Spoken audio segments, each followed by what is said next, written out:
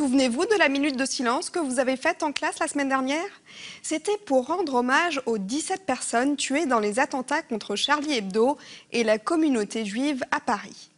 Ces attaques ont choqué le monde entier. Peut-être que vous aussi, vous êtes allés manifester dimanche dernier, tout comme des millions de personnes qui, en France et ailleurs, sont descendues dans les rues pour défendre la liberté et combattre le terrorisme. Regardez.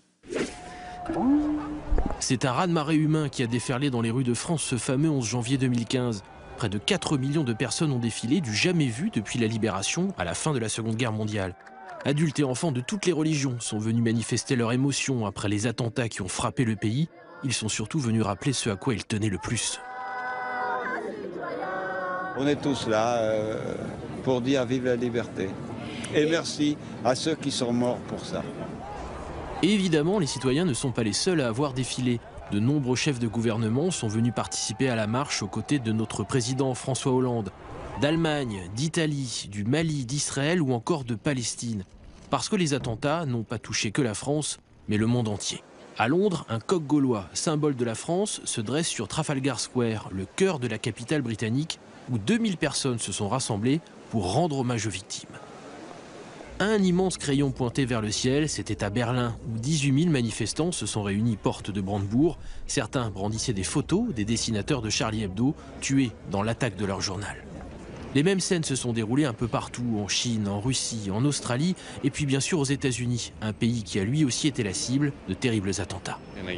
C'est universel, c'est une tragédie qui dépasse les nationalités. C'est une attaque contre la liberté d'expression en tant que valeur. C'est tragique. À New York, l'Empire State Building s'est drapé en bleu, blanc, rouge. Les couleurs du drapeau français ont brillé tard dans la nuit américaine. Je suis Charlie, ce slogan, vous avez pu le voir un peu partout ces derniers temps. Je suis Charlie signifie que nous soutenons Charlie Hebdo, que nous voulons vivre dans un monde où chacun a le droit d'exprimer librement son opinion, aussi et surtout les médias. Les journaux, la télé et Internet sont très importants pour notre société. Ils informent, posent les questions qui fâchent et pointent du doigt les problèmes. Mais savez-vous qui a inventé le journal? Et si les rédacteurs ont vraiment le droit d'écrire ce qu'ils veulent? Réponse avec les élèves d'une école en Allemagne.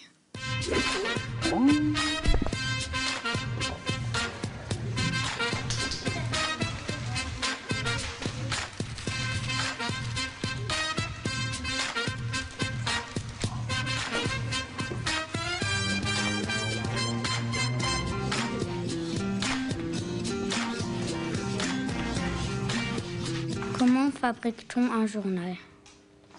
Combien de personnes travaillent sur un journal? Ab wie viel Uhr werden die Zeitungen gedruckt? Au sein d'une rédaction, les journalistes discutent des thèmes qui seront abordés dans leur prochain journal. Si c'est un journal local qui paraît par exemple dans une certaine région, comme l'Alsace ou la Bretagne, les journalistes traiteront des informations qui concernent ces endroits. Les journaux nationaux, eux, vont traiter des informations qui concernent leur pays, mais aussi le reste du monde. Plus le journal est épais, plus il y a d'articles et plus il y a de journalistes.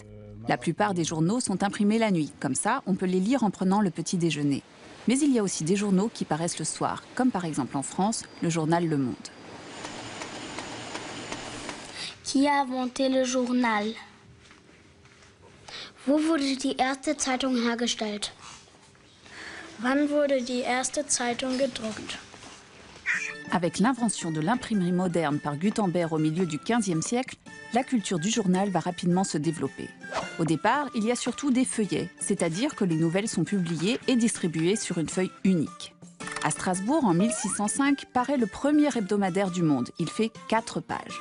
Son fondateur, Johann Carolus, a été le premier à avoir l'idée de publier dans un journal des nouvelles en provenance des grandes villes européennes pour que tout le monde puisse être informé. Was ist die meistgelesene Zeitung in Europa? Was für unterschiedliche Zeitungen gibt es? Kann man in einer Zeitung schreiben, was man will? Le journal allemand Bild Zeitung est le journal européen qui rassemble le plus de lecteurs, notamment parce qu'il utilise beaucoup de photos et de gros titres chocs. Mais les lecteurs achètent aussi des journaux connus pour leur sérieux et leurs enquêtes approfondies. En principe, on peut écrire ce que l'on veut dans un journal, pourvu que ce soit vrai. C'est ce qu'on appelle la liberté de la presse. Cette liberté, des terroristes l'ont attaquée la semaine dernière en France. Ils ont ouvert le feu dans les locaux de Charlie Hebdo, un journal connu pour ses dessins satiriques. 12 personnes ont trouvé la mort dans cet attentat.